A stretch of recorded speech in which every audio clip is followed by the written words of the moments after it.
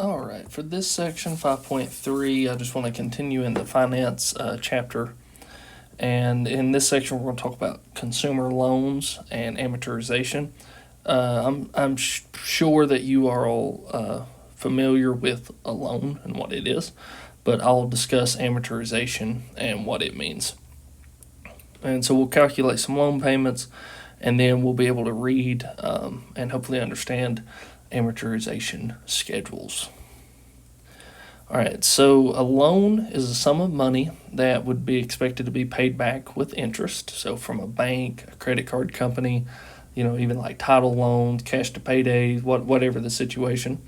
But it's money that's going to be given to you or you and other people that would be expected to be paid back with interest. And then a loan is said to be amortized when the loan is paid back in equal periodic payments, so that these equal periodic payments take care of the interest and the principal simultaneously, to when we make our last payment, then we have paid off the loan in its entirety. And we can find these payments with this formula, and the variables are the same. R is still our rate, N is still our number of periods, and T is our time. PV is still the present value. However, we're going to look at it more as the loan amount. So it's really how much did we take the loan out for, and that will represent our PV. Okay. So let's just go into an example here. So we want to find the monthly payment necessary to amortize this loan. So we have a loan amount of $12,700. We have an interest rate of 5.1%, and our T is time for 4 years. The only thing that we don't know is our N. And I had mentioned this in a previous video, but just to reiterate, whatever our payment schedule is, that is also our compounding schedule. So since we are going to compound or pay monthly, then my compounding is still 12.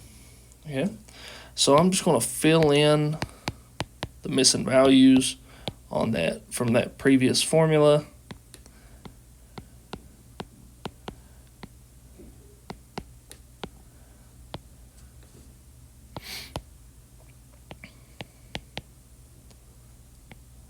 $0.51 over 12, and then negative 12 times our time of 4. Okay, so we have years of 4, and we're going to make 12 payments. Do note that that is negative 12 times 4, so make sure that you do have that in your calculator properly. Plug this in the calculator, and we find that payments of $293.05 would be our payment amount for a month or per month for the loan and the interest to match up when we get done with the payment, that we're done with the entirety of the loan. Okay, so that's an example of the monthly payment given a loan. Now, what if we want to find the remaining balance? Okay, so the remaining balance means we have this loan, we're making payments on it, and say it's a 7-year loan, and after 3 years, I want to know how much I had left over. Then that would be that of the remaining balance. Okay, so how much do I have left after I've made a certain number of payments? Our only new variable here is X, and X just represents the number of payments made. Okay, so after a certain amount of payments, this is when we want to check. So we can use this formula.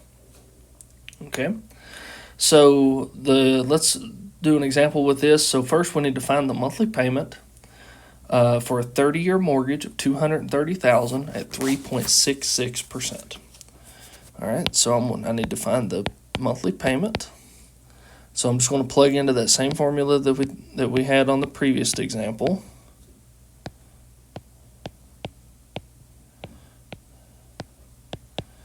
Divided by 12, all divided by 1 minus 1 plus 0.051 over 12, raised to the negative 12 times, here I have a 30-year mortgage, so my time is 30. Yeah. So I plug that in and into my calculator, and I find that to have this $230,000 loan for 30 years, my monthly payment is $1,053.45. Okay, so $1,053.45. All right. So this gives me my payment, but now I want to find my remaining balance, B. Okay. So I'm going to have my payment times 1 minus 1 plus my rate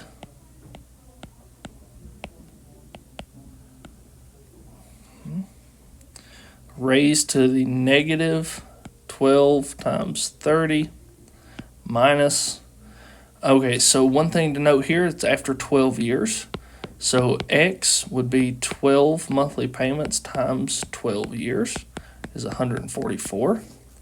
So I've run out of room here, but I'm going to put 144. So this is all in one power. So I have negative 12 times 30 minus 144. Sorry about the room there. All divided by the rate divided by 12. Okay.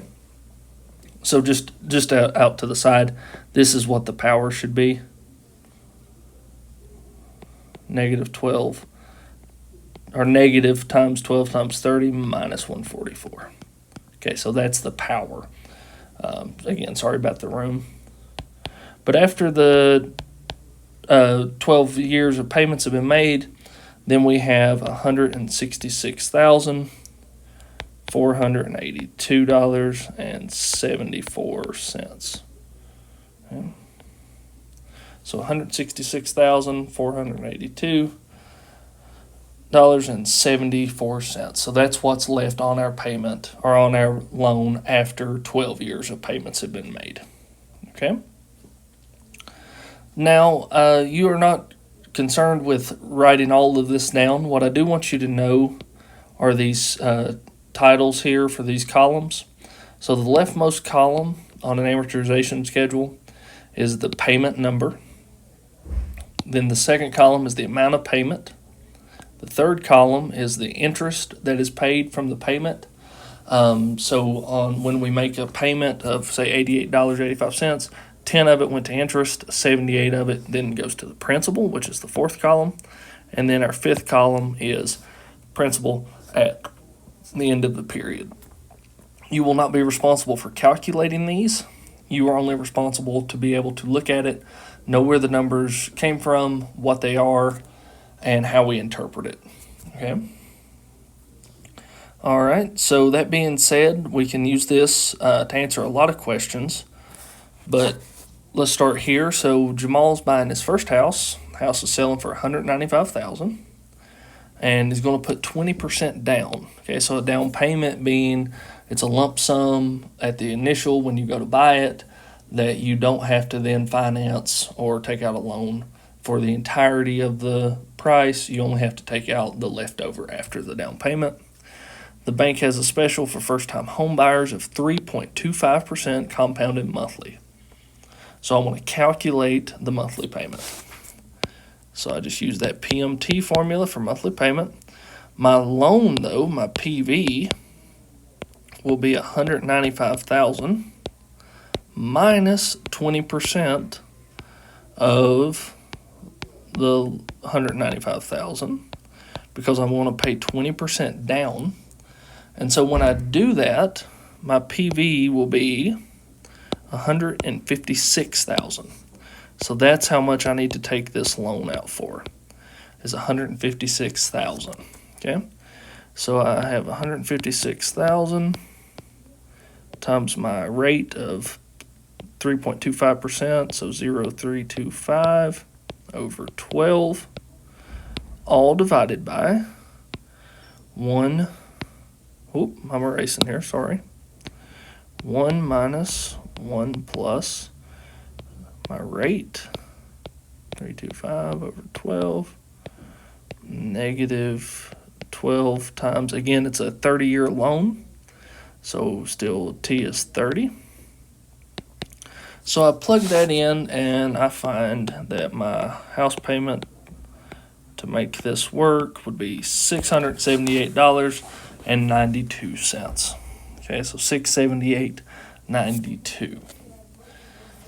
All right. So now that I found that out, let's see what our amortization table would look like. And I made this using a phone app. So as we can see here, just in kind of a brief interpretation here of what's going on.